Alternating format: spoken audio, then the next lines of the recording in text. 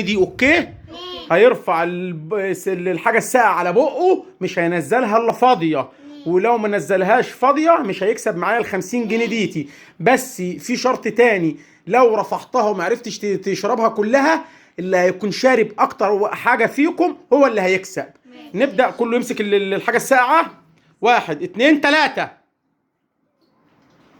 شد حيلك يا جودي، شد حيلك، ارفع يلا. حنين حنين، ما تنزليش من على بوقك يا حنين.